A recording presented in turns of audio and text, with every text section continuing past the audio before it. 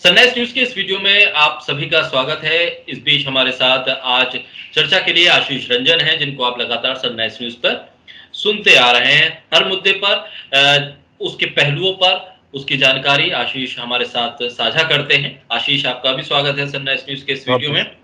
आशीष, आज जो अहम चर्चा हमने रखी है वो है राजनीतिक बदलाव को लेकर। दरअसल कांग्रेस में एक बदलाव होने जा रहा है।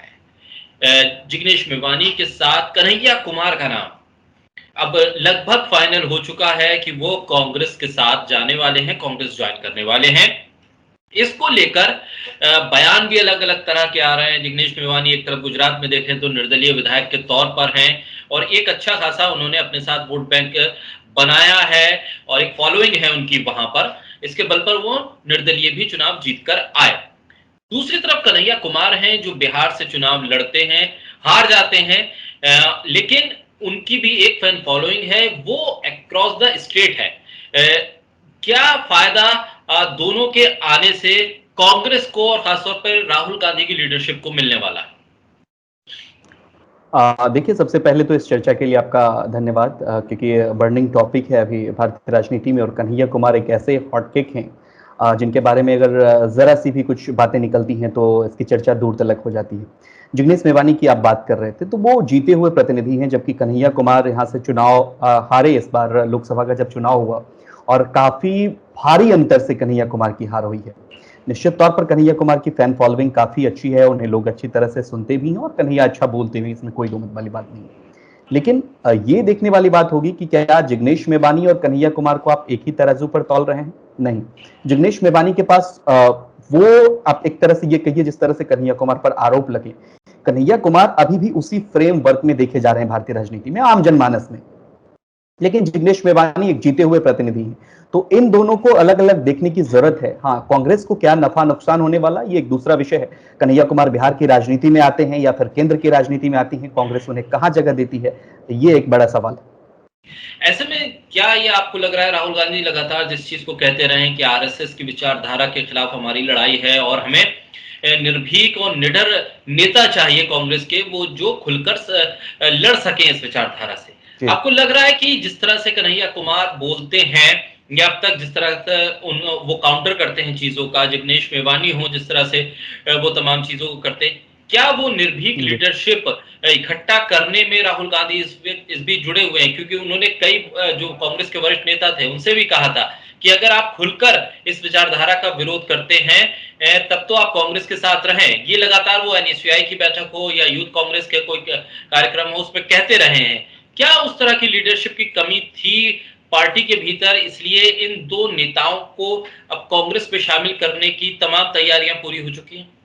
देखिए, विपक्ष के नेता के तौर पर राहुल गांधी उभर चुके हैं और जिस तरीके से वो बात रख रहे हैं, हर मुद्दे पर वो अपनी बात रख रहे हैं और बेहद ही गंभीरता से बात रख रहे हैं, तो निश्चित तौर पर अगर कन्हैया कुमार जैसे लोग, जिग्नेश मेवानी जैसे लोग कांग्रेस पार्टी में जाते हैं, युवाओं को अगर कांग्रेस पार्टी मौका देती है, चाहे हम राजस्थान की बात कर लें, सचिन पायलट हो या कहीं भी श्रीनिवासन की बात कर लें, तो अगर मौका दे रही है कांग्रेस पार्टी तो ये उसके लिए अच्छा है। जहां तक कन्हैया का सवाल है, कांग्रेस पार्टी को उससे क्या फायदा होने वाला, और आपने विचारधारा की बात कही, तो कन्हैया जिस विचारधारा में थे उस विचारधारा से उनका कोई वैचारिक मतभेद नहीं है। कन्हैया कुमार को इस बात को समझना पड़ेगा, क्योंकि कन्हैया कुमार वामपंथी विचारधारा से आते हैं और सीपीआई वो भी देश में 1921 में बनी हुई पार्टी है और लगातार सरकार में कांग्रेस के साथ भी रही है। कई आप नेहरू को ही ले लीजिए, सबसे बड़े वामपंथी देश के नेहरू को मैं मानता हूं, और कन्हैया कुमार उस पार्टी से हैं जहां से एक रत्न निकले हैं सीपीआई से। तो लेकिन आज जब कन्हैया कुमार पार्टी छोड़ रहे हैं तो वो कौन सी ऐसी कन्हैया कुमार की मजबूरी है, उनको कौन रोक रहा है वैचारिक रूप से जो वो कांग्रेस पार्टी में शामिल हो रहे हैं? क्या राजनीतिक महत्वाकांक्षा है? बिहार में इस तरह की सवालें उठ रही हैं और उठना लाजमी भी है। लेकिन कन्हैया कुमार अगर सीपीआई में रहते, क्या कन्हैया कुमार सीपीआई के साथ रहकर के सीपीआई को मजबूत करते? तो उनमें क्या दिक्कत थी? ये बिहार के आम जनमानस और जो सीपीआई के हार्डकोर वोटर हैं, जो लगातार सीपीआई को वोट करते आए हैं, मैं खुद बेगूसराय लोकसभा क्षेत्र से आता हूं और मैंने यहाँ के कई लोगों से बातचीत की, तो उन्होंने कहा कि कन्हैया कुमार अगर कांग्रेस के साथ जा रहे हैं तो सीपीआई की ऐसी कौन सी मजबूरी है, सीपीआई में उनको कौन सी नाराजगी थी जो सीपीआई को छोड़ के वो जा रहे हैं? तो कहीं ना कहीं इसको लोग राजनीतिक महत्वाकांक्षा के चश्मे से देख रहे हैं और इस बात से आप इनकार नहीं कर सकते।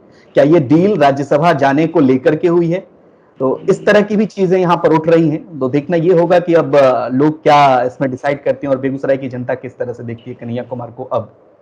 बिल्कुल, सवाल ये यहाँ पर ये अहम उठने भी लगा है, क्योंकि दरअसल अगर कन्हैया कुमार आते हैं तो क्या वो सिर्फ अपने आप एक इंडिविजुअल के तौर पर आ रहे हैं, या उनके साथ जो उनको लाखों वोट मिले थे, या उनकी जो फॉलोइंग थी, या बिहार में जो उनकी अपनी पहचान के जरिए जो लोग उनसे जुड़े हैं, क्या वो भी कांग्रेस की तरफ आ पाएंगे? क्योंकि जिस तरह की आइडियोलॉजी रही है लेफ्ट पार्टीज की, संगठित रहता है कार्यकर्ता उनका, इतनी आसानी से छोड़कर इधर से उधर शिफ्ट नहीं होता है। ऐसे में कन्हैया कुमार के आने से क्या कांग्रेस को जमीन पर कुछ फायदा होगा, वोट के लिहाज से कुछ फायदा होगा, या सिर्फ कन्हैया कुमार एक और नेता के तौर पर कांग्रेस में ऐड हो जाएंगे?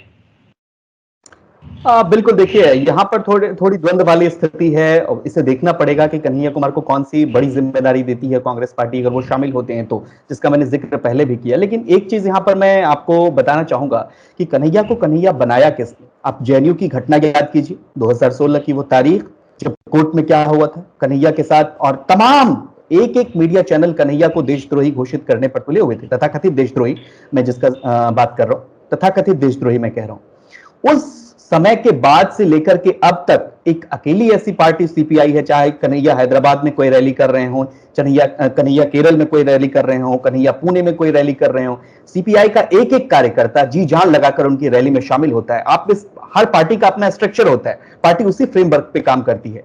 तो अब कन्हैया कुमार को राष्ट्रीय कार्यकारिणी तक की उसमें जगह दी गई कन्हैया कुमार को, हाँ, उनको यहां से चुनाव लड़वाया गया। और ऐसे समय में जब पूरा, मैंने जिसका जिक्र भी किया आपके सामने, बार बार देशद्रोही कहने पर तुला हुआ हो, एकमात्र अकेली ऐसी पार्टी है सीपीआई जो हमेशा से इस चीज का समर्थन करती है और आज तक करती आई है कि कन्हैया कुमार देशद्रोही नहीं। आप ये यकीन मानिए, मैं इस बात को दावे के साथ कह रहा हूं, कन्हैया किसी भी पार्टी में दूसरे दल में होते और तब वो 2016 में होते तो आज वो स्थिति नहीं होती कन्हैया कुमार को। तो सीपीआई को नेग्लेक्ट करके चलना यहां थोड़ा सा मुझे लगता है कि गलत होगा। ऐसे में क्या कांग्रेस लीडरशिप के ऊपर किसी तरह की कोई दबाव की स्थिति रही? क्योंकि कहा यह जा रहा है कि राहुल गांधी और प्रियंका गांधी के इर्द गिर्द जो लोग हैं या जो उनके ऑफिस में काम करने वाले लोग हैं, वो कहीं ना कहीं लेफ्ट ओरिएंटेड हैं, लेफ्ट से विचारधारा से जुड़े हुए वो लोग हैं। जेएनयू की एक बड़ी तादाद है लोगों की जो प्रियंका गांधी और राहुल गांधी के ऑफिस को हैंडल करते हैं। ऐसे में क्या ये स्ट्रेटेजिकली कोई दबाव के तहत ये सब कुछ तय हो पाया? प्रशांत किशोर की भूमिका को लेकर भी यहाँ पर सवाल है कि उन्होंने पहल की। क्या कांग्रेस की सीनियर लीडरशिप कन्हैया कुमार को एक्सेप्ट कर पाएगी, जबकि कांग्रेस की खुद यूथ विंग में इतने नेता जमीनी स्तर पर काम कर रहे हैं, उनको स्पेस नहीं मिल पा रहा है पूरी तरह से? यही दिक्कत है ना, यही दिक्कत है। आप देखिए कोरोना काल में कैसे युवा कांग्रेस ने काम किया। आप कन्हैया कुमार को मौका दे रहे हैं और कैप्टन अमरिंदर को मत भूलिए यहाँ पर, जिसका अभी हाल फिलहाल में उन्होंने रिजाइन दिया, लेकिन बहुत बड़ा सवाल उन्होंने यहाँ पर छोड़ा है कि कोई मिसलीड कर रहा है राहुल प्रियंका को। मैं कन्हैया पर कोई टिप्पणी नहीं कर रहा हूं। कन्हैया अगर आते हैं, ये कांग्रेस पार्टी का इंटरनल मामला है, उसको किस तरह से स्वागत करे, कैसा सम्मान करे और कहां पद दे। लेकिन आप एक पार्टी में बोरो आदमी को उठा करके बैठा देते हैं और उसे एक बड़ी जिम्मेदारी देते हैं तो निश्चित रूप से कार्यकर्ता मायूस होंगे। लेकिन बिहार के केस में थोड़ा सा ये चीज अलग, आप इसको देख सकते हैं कि बिहार में कांग्रेस के पास कोई बड़ा चेहरा नहीं है, कांग्रेस को यहाँ पर खोने के लिए कुछ है नहीं। अगर यहाँ पर कांग्रेस को कोई बड़ी जिम्मेदारी मिलती है, और मैंने आपके साथ भी पिछले चर्चा में इस बात का जिक्र किया था कि आरजेडी से कांग्रेस अगर बेहतर तरीके से सामंजस्य बैठा पाती है कन्हैया कुमार को साथ लेकर, तो ये एक बड़ी बात होगी और कांग्रेस के लिए कहीं ना कहीं ये अच्छा ही साबित होगा कन्हैया कुमार का आना। अच्छा, बिहार में कन्हैया के आने से कांग्रेस को किस हद तक फायदा होने की उम्मीद कांग्रेस लगा सकती है? क्या कोई ऐसा सामाजिक समीकरण है जो इसमें अब ऐड हो जाएगा कन्हैया के आने के बाद?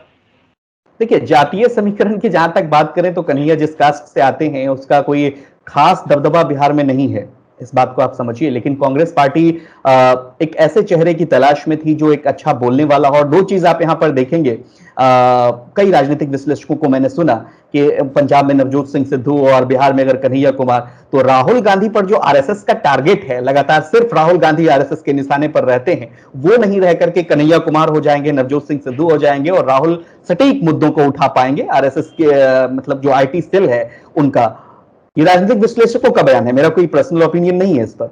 तो वो थोड़ा कमेगा, इसलिए भी कन्हैया कुमार और नवजोत सिंह सिद्धू जैसे लोगों को कांग्रेस पार्टी में अहमियता के साथ, वरीयता के साथ जगह दी जा रही है।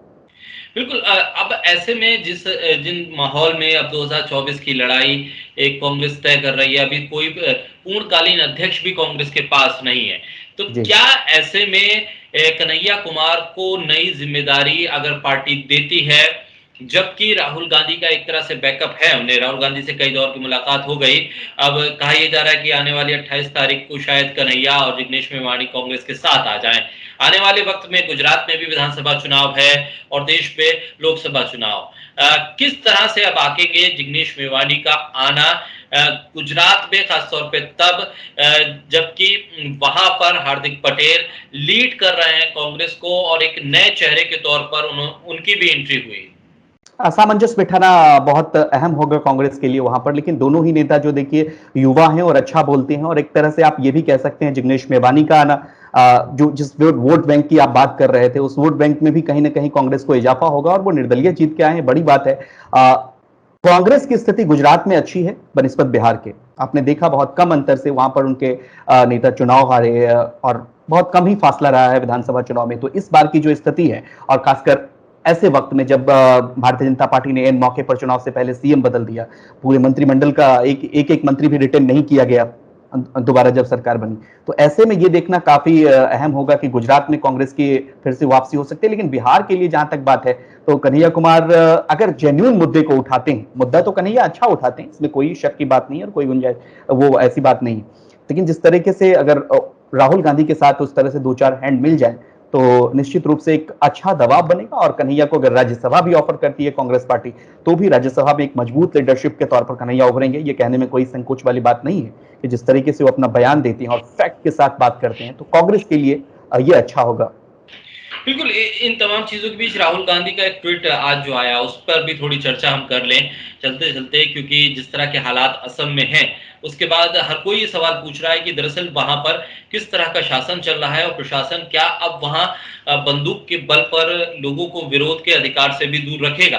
ये तमाम सवाल उठ रहे हैं। जिस तरह से राहुल गांधी का ट्वीट आया, उन्होंने एक तरह से सरकार की पॉलिसी पर सवाल भी किया है कि अगर हम आजादी की वर्षगांठ को मना रहे हैं और अमृत महोत्सव के जरिए हम इन तमाम तरह के आयोजन कर रहे हैं, तो किस तरह की आजादी है ये कि एक शव के ऊपर एक व्यक्ति कूदता रहता है और सीधे सीने पे गोली मार दी जाती है। किस तरह देखेंगे कि राहुल गांधी उत्तर पूर्व को भी नजर में रखे हुए हैं। ऐसा नहीं है कि सिर्फ उत्तर प्रदेश की राजनीति हो रही हो या पंजाब की राजनीति, वो हर मुद्दे पर बोलते हैं, मुखर होते हैं, जिस पे शायद सरकार के बड़े बड़े मंत्री भी बोलने से इनकार करते हैं। देखिए, दो चीजें हैं यहाँ पर। आप देखें कि कांग्रेस शासित राज्यों में क्या होता है कि जब भी इस तरह की घटनाएं, देखिए घटनाएं होती हैं, लॉ एंड ऑर्डर का मसला है और निश्चित रूप से सरकारें दोषी होती हैं इसके लिए। राजस्थान में कोई घटना होती है, कांग्रेस के मंत्री आते हैं, मुख्यमंत्री आते हैं, वो खुलकर सामने आते हैं और गलती को स्वीकार करते हैं। भूपेश बघेल की बात मैं यहाँ पर कर रहा हूँ, पूरे कांग्रेस लीडरशिप की मैं बात कर रहा हूँ। भूपेश बघेल के पिताजी एक ट्वीट करते हैं जिसमें कोई आपत्तिजनक शब्दों का इस्तेमाल होता है कम्युनिटी के लिए, भूपेश बघेल खुद ट्वीट करते हैं कि कोई कानून से ऊपर नहीं है, अगर हमारे पिताजी भी हैं तो कार्रवाई होगी। लेकिन इस तरह की घटनाएं जब बीजेपी शासित राज्यों में होती है, तो उसका ना तो कोई एक मंत्री सामने आता है, ना तो कोई ऑफिशियल स्टेटमेंट जारी होता है पार्टी का, तो पार्टी का स्टैंड वहां पर क्लियर नहीं होता। और ऐसे में राहुल गांधी, आपने सही बताया इस चीज का कि जिस तरह से पूर्वोत्तर की भी राजनीति को देख रहे हैं, लुटियन जॉन के मीडिया में उसको शामिल करना चाह रहे हैं, और जिस तरह से वो मुद्दों को उठा रहे हैं, मुद्दों की समझ जिस तरीके से उन्होंने बढ़ाई है, निश्चित रूप से पूर्वोत्तर में वो वोट बैंक नहीं देख रहे हैं, वो देश की जनता की बात कर रहे हैं। ये राहुल गांधी के लिए लॉन्ग टर्म राजनीति के लिए बेहद ही अच्छा होने वाला है। और सबसे पहले जिस तरह की घटना हुई उसके लिए मैं खेद भी जाहिर करता हूँ।